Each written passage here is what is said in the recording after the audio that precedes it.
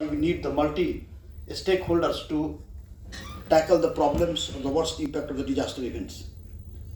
Dr. S. Anand Babu, President of DMIX, Disaster Management Initiatives and the Convergence Society, needs no introduction. And his colleague, Dr. A. Kancharla DMIX, you have seen him today, you have just listened him, how dynamic he is, how versatile person he is here. Professor P.K. Joshi, of course a very dynamic president of ACTR JNU, who has brought every walk of the disaster management studies together on this platform, going to be one of the important guidelines that how we can cope up with the various types of disaster risks. Professor, I think Abhijit Dwivedi, Nikunj Makwana and all dignitaries of the dais and all friends, researchers, students and all awardees, you really deserve a special congratulations because it is you who had already churned out the many things of the many case studies from the different parts of the disaster management, and now you put up your all conversations, interactions, deliberations, and you adjudge as one of the best. Means you should have to perform more. So this is the responsibility you to become the now the trainer of the trainees. This workshop has given you the lessons. Most important is the topic chosen by Professor Joshi and his group, Transforming India. India is transforming in every aspect now. Digital India, Skill India, the Startup India, many India.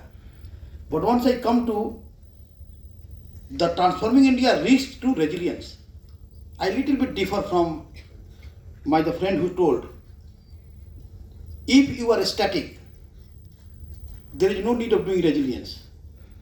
If you are dynamic, then you have to need a resilience. Because if you are dynamic, you have to come across many aspects, many hurdles. If you are going by a car or there is a bend on the road, then you have to be resilient, how to save yourself from the high speed car, that any disaster should not happen. But if you are in your house, no driving, nothing, just on the bed, no need of resilience. So Mother Earth, particularly in the Indian subcontinent, is very dynamic since its birth. And we all know that the India is ancient in sense of since the birth of the earth. 4.5 billion years ago, India born, the earth born. And after 175 million years, the rock mass was broken into two parts. Northern part is the Laurasia, southern part is the Gondwana land. And then among all, then there is a subjection of the stresses and there is a pieces of the rock mass, it's called the plates. And you find that there is the Indian plate. And you know where we were? When India born in that time, when 175 million years, that was broken, that is the first day of the earthquake, when the rock was broken. So you may ask, what was when the earthquake first occurred? Many people cannot give the answer.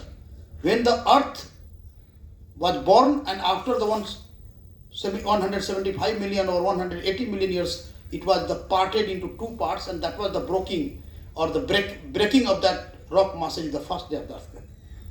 And India was connected to the southern pole. That was the Antarctica.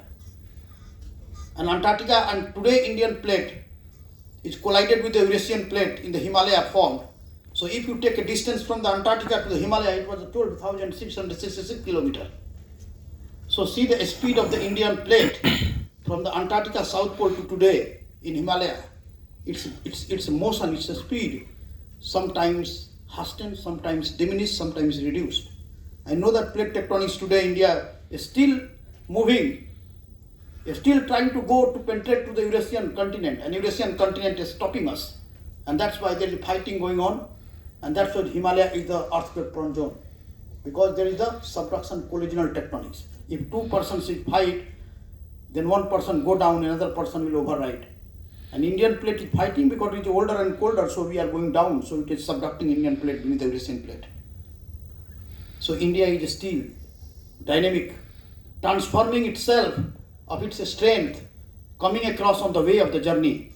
And that's why we are getting a lot of the earthquakes. The people ask, sir, There is so many earthquakes. Yesterday, a media came and told, sir, there is the earthquake in New Zealand, 7.1. Do you think there will be earthquake in India? I told earthquake can hit anywhere at any point of time.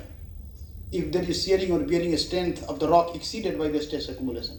And that's why I used to define earthquake is nothing but is a heart attack of the earth. One, the shearing and bearing strength of your pumping of the blood, your artery or vein is not capable to take the blood pumping, then artery and vein ruptures. Similarly, the earth, rocks have different strength that is going on. If you go for the, see, the 59% of the territory of the India is earthquake prone areas. There was the demarcation of the plate, but there is no plate, there is no volcanism, there is no collision, no subduction. Even the earthquake happens in the Bhuj, in Latur, in Jabalpur. So there is the earthquake. Even Delhi, there is not a subduction. There is a lot of the earthquake occurring here. 2.5, 3.0 creates a panic. But to my mind, as a structural seismologist, again, that I used to always convince the people. Earthquake does not kill the people, it is structures that kill the people. And here is the raw resilience comes. You cannot stop the natural phenomena.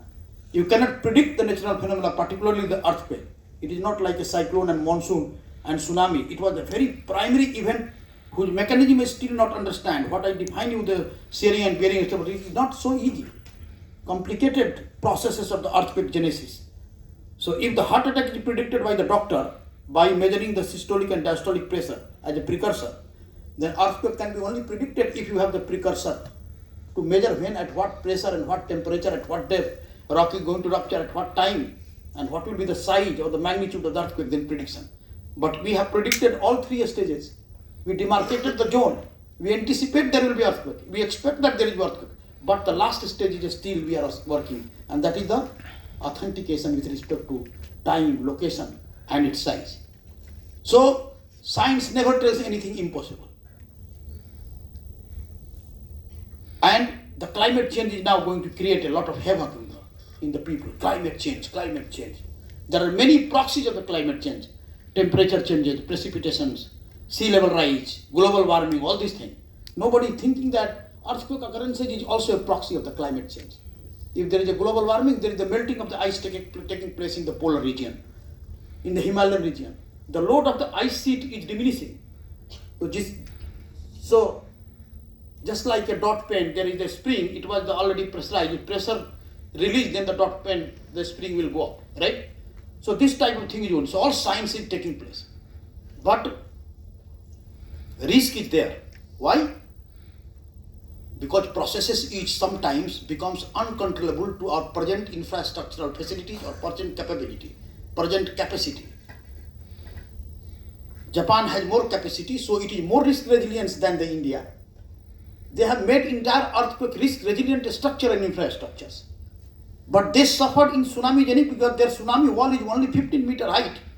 Their preparedness was not to cope up with the 30-meter height of tsunami in 2011 March, magnitude 9. It was the highest magnitude earthquake, tsunami earthquake in Japan in that time. 9 magnitude never happened before 2011. So after that, they made the resilience of the system is 30-meter height. So resiliency comes through experience. Resiliency is just a review. And if your system is totally resilient, then it is the disaster proof. कहते हैं मेरी घड़ी जो है पानी water proof है, पानी में डाल के देखा कुछ नहीं हुआ. तो वो structure can be resilient to a particular disasters intensity or disaster grade, then that structure become the resilient to that event. See the flood. Flood is predictable, right? We know the parameters of the flood. We have the precursors. Sea level rise, river का पानी उठ रहा है, कितना danger mark है. You have the premonition that you have to leave the places, go to safer places. But there is a minimum loss of the life in flood because you have the awarenesses. You know where to go. So it was the preparedness in the case of the flood or hydrometeorological disasters is more sanguine than that of the geophysical and geological. Like landslides, it is also either triggered by the earthquake or triggered by the precipitation. We know all the geography, all the things. So transforming India is now need of the risk to resilience because there is a recurrent losses of the lives as well as property. during the disaster and after the making the rehabilitations, evacuations, responses. It also leads to so many losses. So if you are resilient, you will reduce the recurrence losses. That's why India needs a transformation to reduce the expenditure for making the losses as minimal as possible. लेकिन हमारे यहाँ क्या है, earthquake आएगा तो देखेंगे घर टूटा हुआ बैठे रहो. If there is a prone area, you can get the house which is going to be damaged very soon in 5 magnitude. You will tell no, I will buy another house by paying even 2 lakhs. You will give the 10 houses. You never worry about your life because you wanted to invest. So transformation is here the mindset that if I am going to buy something which is disaster prone, I will suffer, my generation will suffer. This mindset is different in country. So it is not only a classroom. You have to go by training to a mindset that if it is not as per the scientific and engineering design, we are not going to buy that. We are not going to invest that. We are suffering. We are getting everything, hoardings of all the rehabilitation materials. You have seen in Japan, if one body getting a bread, then they started to share their inmates. So mindset transformation is most important to make the resilience of the system. Community-based planning, you got some word. Community is very cohesive. Community should be sacrificing. Community should not be selfish.